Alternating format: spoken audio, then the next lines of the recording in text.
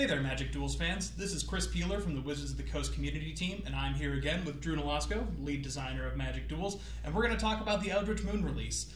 It's coming up on July 20th, and we're going to run through some of the things you can expect to see. So first off, Drew, we talked about some card swaps that were happening before, so let's run through what those are going to look like. There are two card swaps in Eldritch Moon, Chris. The first the players already know about. Archangel of Tithes is being removed, but what they don't know is which card we're replacing it with. We've made a very interesting choice.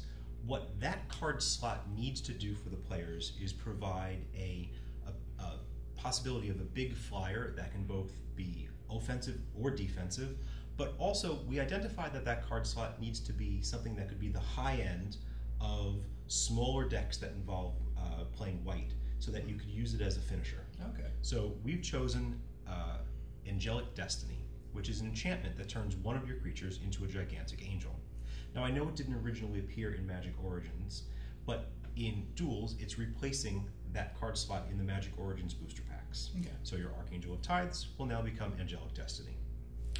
The second card change involves the availability of 4 and 5 color mana bases in Magic Duels. We do data mining. We look at the decks that people are playing, we look at the trends that we see, and one of the trends that we've noted is that 4 and 5 color mana decks are not as risky as they need to be. Like when you go to 4 and 5 colors, you're getting a benefit, but you need to pay a price. And one of the cards that is ubiquitous in our data mining is Sylvan Ranger. This little elf gives you a body and card advantage, and that card advantage comes in the form of being able to search out a basic land and put it in your hand. Yeah, it's an innocuous little creature, right? Like you get to play it, you have a free blocker, and then suddenly casting all of those multicolored cards in your hand becomes that much easier. Now, we don't want to remove mana fixing completely, and we're not out to wreck 4 and 5 color decks. We want to make it a little bit more difficult.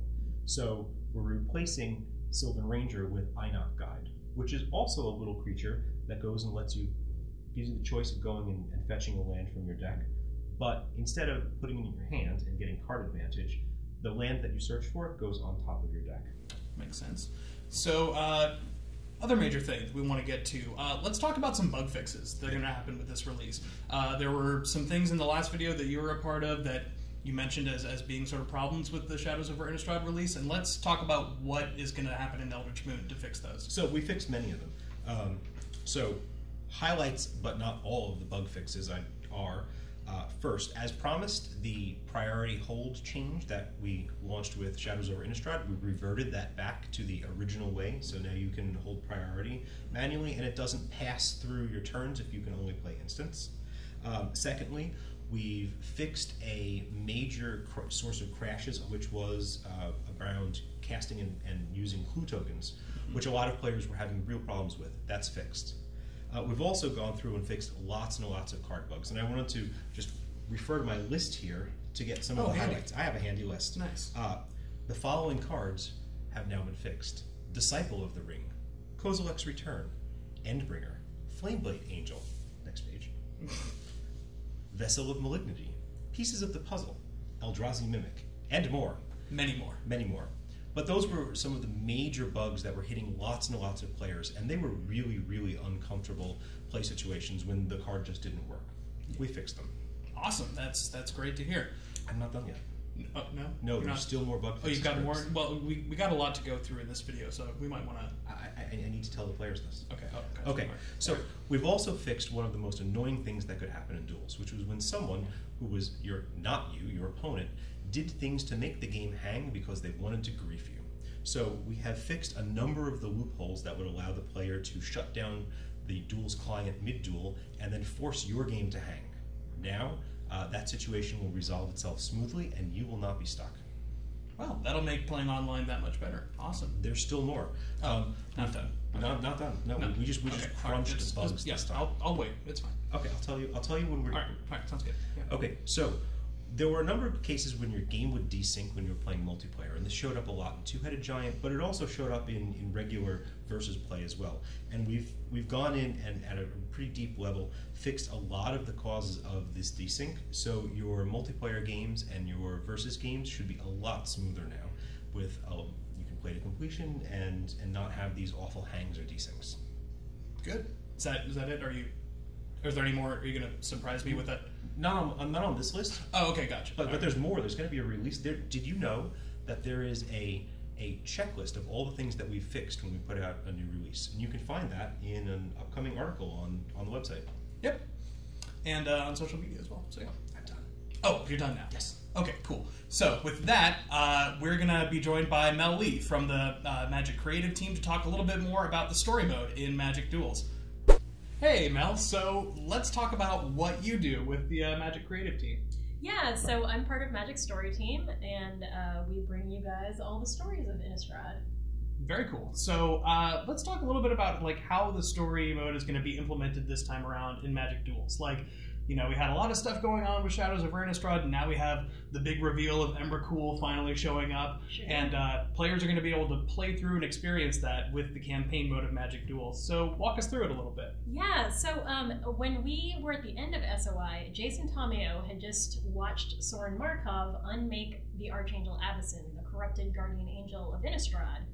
And they knew that as Avacyn was being unmade, something really bad was going to happen. And they weren't exactly sure yet what it was, but just a ripple of changes came across Innistrad at the moment where she was unmade. So we begin the story of Eldritch Moon in Duels, where you are Tomeo, our heroic scientist, who is going forth to investigate the Drownyard Temple and to see what actually has happened since Avacyn has gone away.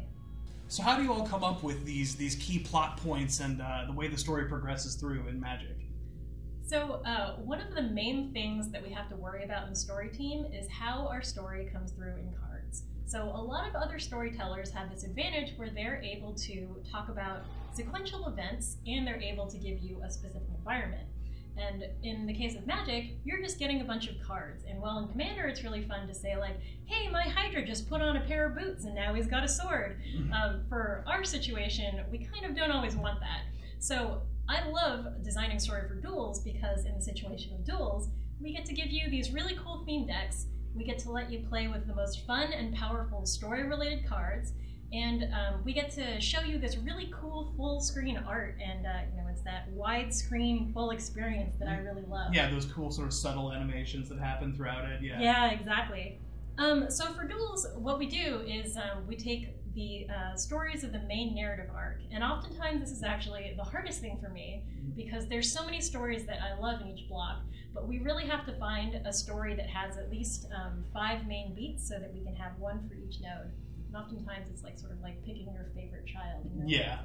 They're all so dear to me. They're also fun. Yeah. So we try to make sure that the decks that you get to play with in the game are both true to the character and also let you, the player, kind of go through what the Planeswalker is going through during the block and become more powerful and see all these really cool things and get to interact with them yourself. Yeah, and seeing those decks sort of progress as you go through the story mode, getting more rares, more, you know, big bomby cards and that sort of thing. Yeah, exactly.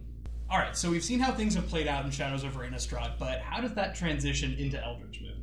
So SOI was a lot of this bump in the night kind of stuff, just, you know, things that you can kind of see out of the corner of your eye. But in EMN, we're really going to come face to face with these things, and they're terrifying. So just like in SOI, we're going to see transform creatures again. Only what they transform into this time is pretty different than before. Yeah, a lot more like appendages and eyeballs and tentacles and Lord only knows what. So we're also going to be seeing some new cards that can actually meld 2 different creatures together.